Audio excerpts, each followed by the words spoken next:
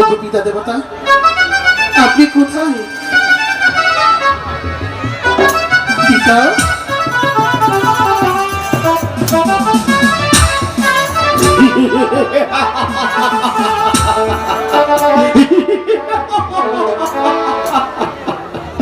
অনেকদিন হয় আমি কৈলাসনগর গমন করি না, তাই তো আজ মনে পড়েছে সেই কৈলাসের কথা।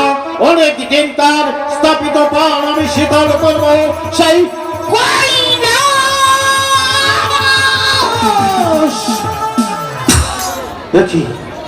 একই দৃশ্য আমি দেখতে পাচ্ছি। প্রতিদিন এই কমল বিল দিয়ে আমি যাই কৈলাসনগর ধর্ম প্রচার করতে। এই কমল বিলে এমন কলবার বান্তিক দৃশ্য আমার চোখে ভেসে আসে।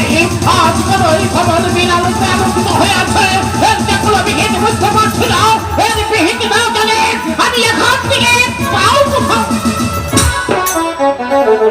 কে তুমি?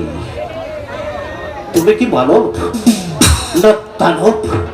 যদি আমার কথায় সাড়া না দাও, আমি ভগবানের নামে দিব্যি খেয়ে বলেছি এই কমল বিলের মাঝে আমি আমার হাতের ত্রিশূল দিয়ে আমি তোমাকে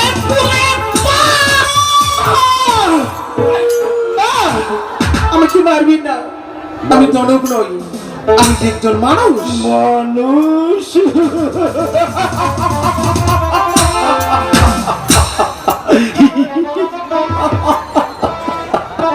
মনে মনে যা ভেবেছি তাই হয়েছে। অত মানুষ, আমি যে তোমার রূপে হনুমাত হয়ে যাচ্ছি। তোমার ঘোরানো ভ্রান্ত গোলাপ যেমন এই কমল বিলের মাঝে করে উঠছে, আমি যে তোমার কাছ থেকে সব ফেরাতে পারছি না। আপনি এখান থেকে চলে যান। চলে যাব? হ্যাঁ হ্যাঁ, আমি কি জানতে পারি কেন চলে যাব? আপনি হলেন বুড়ো মানুষ আর আমি হলাম 12 বছরের যুবতী। আপনি এখান থেকে চলে যান। আমি বুড়ো মানুষ, সে হচ্ছে 12 বছরের যুবতী।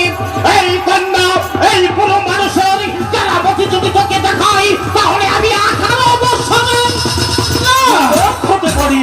না না না না না, আমি আপনার কোনো কথাই শুনবো না। আমি বলছি তুই স্বেচ্ছায় আমার পুষ্পরতে সর হও, আমি তোকে নিয়ে যাবো আমার গৃহে। বলছি তো, আমি আপনার সঙ্গে যাব না, আমি যাব আমার পিতার সঙ্গে। তুই যাবি তোর পিতার সঙ্গে? হ্যাঁ গো, আমি কি জানতে পারি তোর পিতা তোকে এখানে রেখে সে কোথায় গিয়েছে? আমার পিতা প্রতিদিন এই রাস্তায় চলাফেরা করে, ওই কৈলাস ভবন যাত্রা করে। আমার পিতা আসলে আমার পিতার সঙ্গে আমি চলে যাব। তোর পিতা প্রতিদিন এই রাস্তায় চলাফেরা করে, ওই কৈলাসনগর ভ্রমণ করে। আমি কি জানতে পারি কন্যা তোর পিতা দেখতে কেমন?